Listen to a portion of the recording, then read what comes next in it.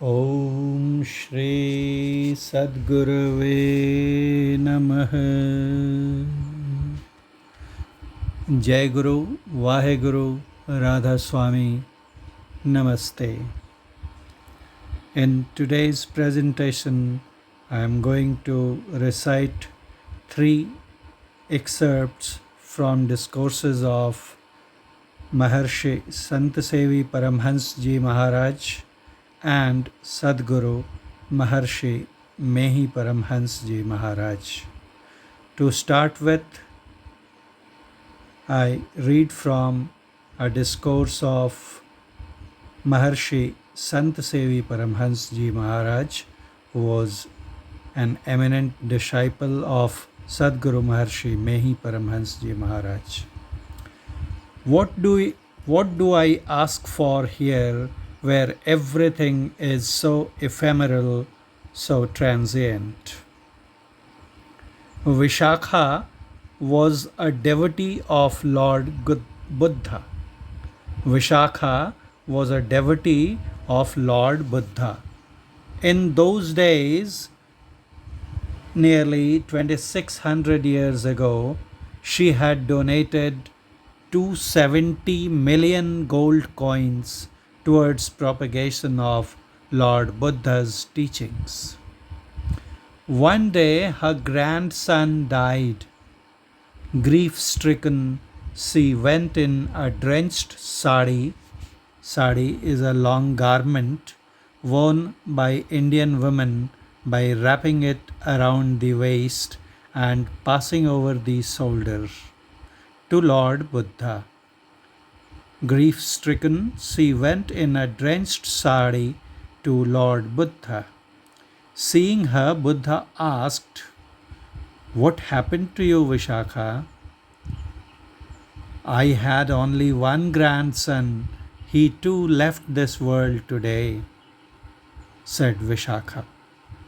Lord Buddha asked her, "By the way, how many people live in this locality, Vishakha?" Vishakha answered, "There are too many of them." "Oh, if I give you as many grandchildren, will you be happy, Vishakha?" inquired Buddha. Vishakha exclaimed with joy at once, "Oh Lord, I couldn't be happier." Then Buddha asked of her, "Do some people die also in this locality?" "It's such a big area, Master. So many people live here. It's natural here for 2 to 4 people to die every day," answered Vishakha. "Were you to have so many grandchildren, 2 to 4 of them would die daily. In that case, will your sari ever dry because of your incessant weeping?" Suddenly, Vishakha's face turned grim. She said in a solemn voice, "Now I realize the truth. I want nothing of this world." This was from a discourse of Maharshi Santasevi Paramhans. Now, part of a discourse from Sadguru Maharshi Mehi Paramhansji. Numerous kinds of ornaments are made, though each one of them is elementally gold only. He who values the outer form or shape purchases and pays for the ornament. If one goes, however, to a jewelry shop, the jeweler tells that a particular ornament contains a given quantity of gold metal. Still, when the jeweler has to sell the ornament, he charges for both the metal as well as its shaping or design, that is, making charges. If, however, you go for reselling the same ornament to another goldsmith, he will evaluate only the gold metal contained in the jewel and not its outer appearance and pay you accordingly. Just in the same way, this cosmos, though seemingly infinitely diverse in type, is one only if seen in its true elements. Now, excerpts from another discourse of his, that is Maharshi Mehi Paramhansji Maharaj.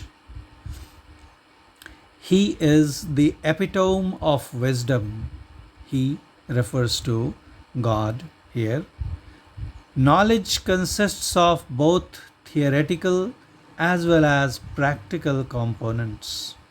The science that is taught in colleges these days also consists of both the components. Theory is taught first, which is followed by imparting hands on experience or practical knowledge.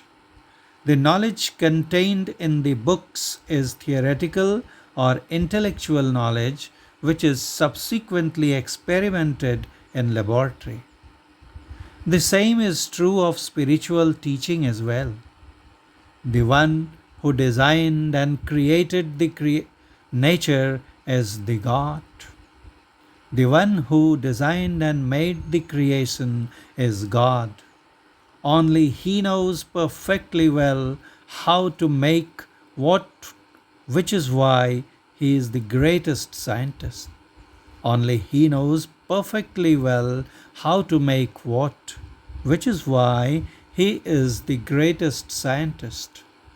The physical scientists of this world make something new by taking something from the universe. They, however, cannot create anything without using any ingredient or material. Clay, for instance, is the material with which potters make pots. The nature, likewise, is the material with which God made the creation. However, God created even that material cause, that is the nature. A scientist, on the other hand, cannot make the root material. God creates the nature and using that nature produces all creation. As Guru Nanak has said, He Himself created the material cause of creation. He created things out of nothing. The human being does not possess this capability. The scientist cannot make the material cause. The God makes the material cause as well. Sadguru Maharshi Mehi Paramhansji Maharaj. Hope you liked these three parts of discourses from two sages that I presented and shared with you. We'll soon meet again with some other presentation. Thank you so much. Jai Guru, Vaheguru, Radha Swami, Satya Ram Sa, Namaste.